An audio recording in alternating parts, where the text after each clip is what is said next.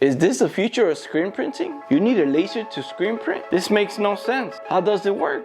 Is this expensive? What? Why? Where? How? Take it easy. We're gonna figure this out today. So apparently this technique is 3 times faster than regular screen printing because it eliminates coating the screens, burning the screens, and washing the screens, making everything 3 times easier, which can be a huge game changer. But I'll be the judge of that. Now let's go get these boxes because I believe they just got here like 5 days ago. Come on. This is one right here. D Pro. This is a laser. This one heavy duty. This one is heavy duty. Oof. Lord, I'm separated. I'm living life for you. I lay my life down at your feet for your use. Come purify my heart, clean out my mind, so I can live a life that's pleasing. So far we have 4 frames, we have 16 screens. I don't know what mesh count it is, but I believe it's between 110 and 156. We have 11 watt base inks, a manual, which is very important, a little press, a 9-inch squeegee, a little spatula, and the squeegee has a magnet. Look at that. Now we gotta open this one. He must become great, so I become less. He must become great. So the press came pretty assembled. I really don't have to touch it, but this laser stuff, I gotta assemble everything. And I'm new to the laser game, so I have no experience. But I'm actually very excited, especially when I saw this book right here that it shows me everything that I can do. Look at all this. Oh, this is pretty awesome. We also got a little toolbox right here. And we got some glasses right here. I think it's glasses. Let's see what we have in here. Yeah, definitely glasses. Not too bad. It's gonna be the first one. Alright, let's try it out. It's not doing anything. I'm just kidding, I'm halfway there. It's all for you, not me. It's more of you, less of me. All for you. We're finally done. It was not too bad, to be honest. It took me around an hour. Now, our next step is to download our software. But we're probably gonna do that tomorrow. It's been a long day today and I'm honestly feeling a little tired. And before we close the shop, I just wanna show you guys all the mess that we have here that I gotta pick up tomorrow. Got the screens here, got the boxes there that I gotta break down. And I don't know if I wanna throw everything out because I love the packaging, the way they package the stuff. I don't know, it just makes everything more professional. It makes the equipment stand out. Shout out to them. See you guys tomorrow. Good morning. So the shop is kind of cold right now and I didn't want to wait for everything to warm up. So I brought everything inside the house. So let's get back to work. So this doesn't feel smooth at all. You see this kind of hitting there? Imagine right here is going to burn it. All right, looks like we got everything figured out. Just add a couple more zip ties over here and down here so the cable won't go in front. Okay, so it looks like we're ready to rock and roll. The lasers are already set up. I got the software where you could get at xTool.com. Super easy and simple to download.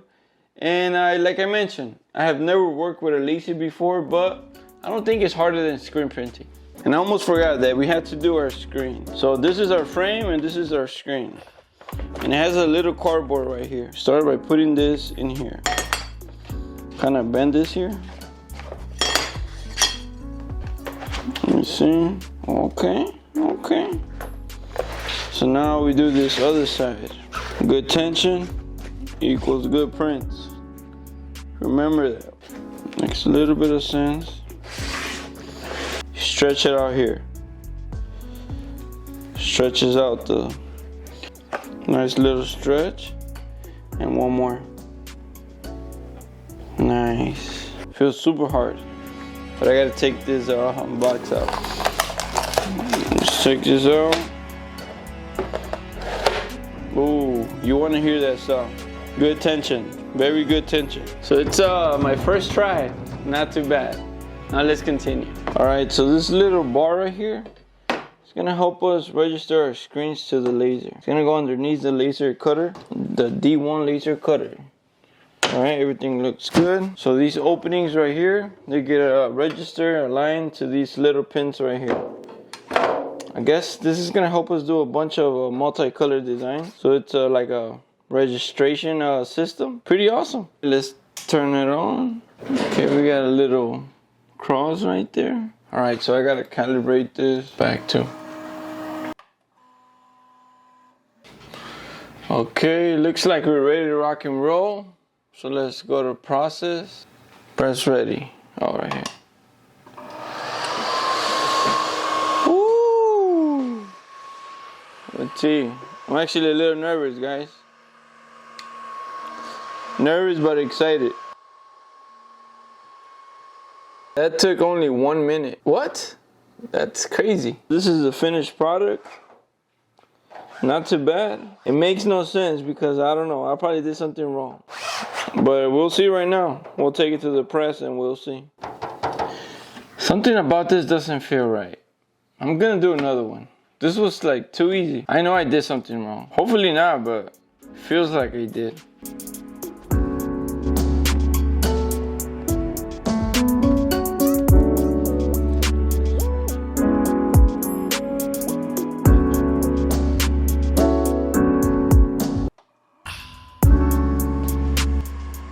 Coming out. Gonna need a vacuum here or something, like an air suction here. Chill. I got you guys. I got you guys.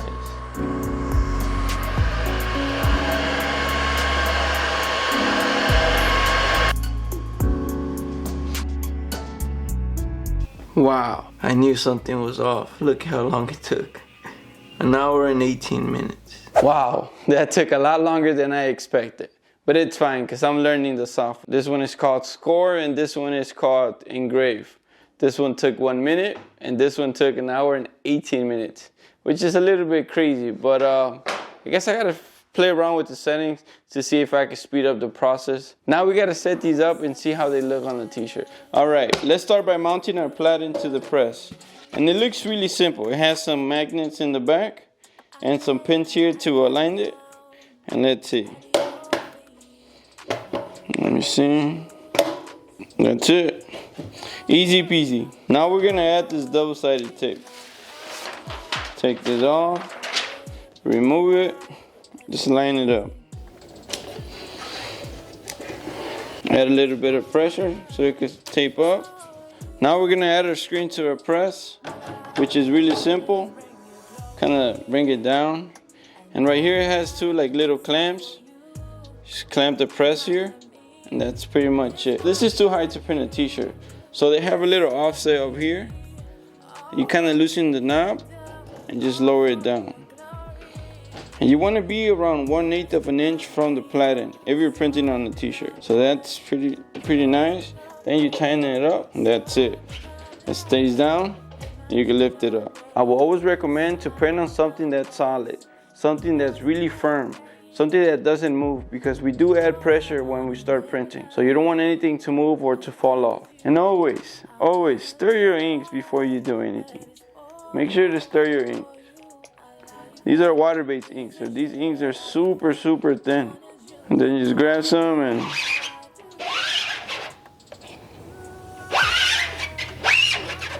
let's add this right here. Okay, give me a second. Uno momento. Alright, we're gonna start by flooding the screen.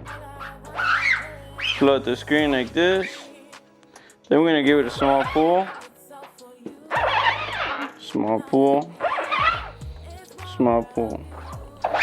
Then you wanna keep the design flooded. Okie dokie, that didn't work out as well as planned. I guess I knew it was too good to be true. Something happened here. Something definitely happened here. I'm like, it was too fast.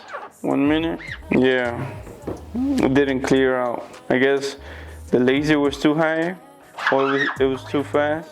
All right, let's try this one. Flood the screen. And I pull. And I pull. And I want to see what went wrong. A lot went wrong. So it was a total fail.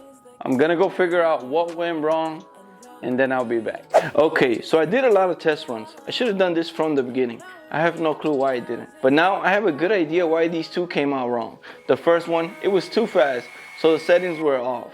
Second one, the laser was too low, which was hitting the screen, which was kind of scraping it. On top of that, there was not enough power, so the settings were way off. This is what helped me. I played around with the height of the laser, the speed, the power, the lines. I did a total of 9 test runs. This was my first test and this was my last. And of course, I could have called customer service and requested the settings, but I wanted to understand the laser cutter.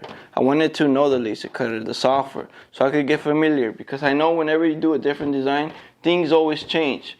It changes with screen printing, so I'm pretty sure something's gonna change with this. I might be wrong though, so I don't know. And this is what you wanna see. You wanna see a full, clear, blown out design.